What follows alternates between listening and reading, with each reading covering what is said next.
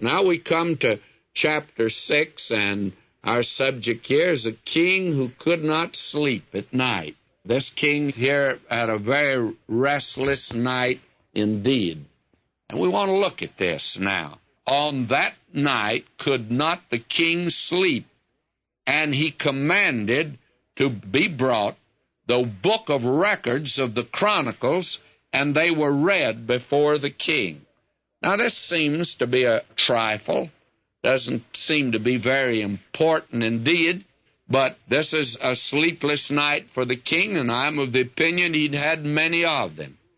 And the ruler in that day, and I'm of the opinion that there are many of them today, as Shakespeare put it, heavy hangs the head that wears the crown.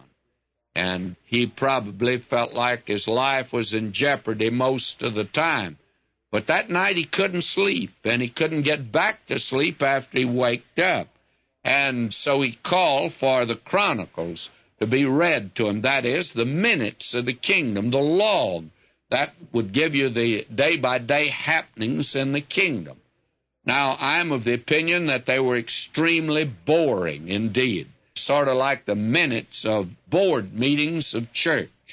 By the way, I've always felt that expression, a meeting of the board, is about right, because there's nothing as boring as a board meeting. I tell you, I went through years of that. They start in, the chairman calls the meeting to order, and we have a little season of prayer, and you hear the same prayers you've heard for years, and nothing creative, nothing new. And then after that, we have the reading of the minutes. It's bad enough to go to the meeting, and you'd like to forget it, but you've got to have the thing read last month's meeting, and that's very boring. Minutes could put you to sleep, I could see that. And in view of the fact that the king couldn't call for an aspirin tablet, why, he calls now for these minutes.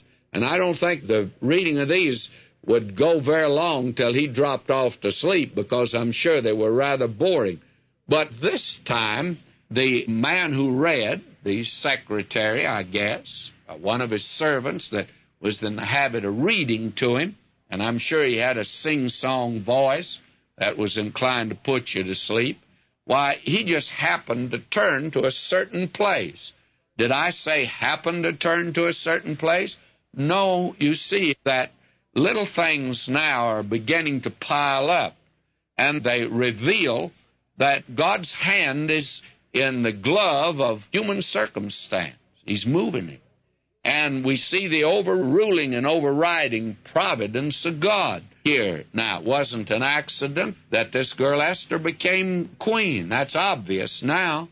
And it's no accident that she found favor in his sight. It's no accident that she is now gone in and her request has been granted, that is, for him to come to a banquet. But the night before, he's not able to sleep. So they bring the Chronicles in. The secretary turns to a certain place, not by accident. God, by his providence, is overruling.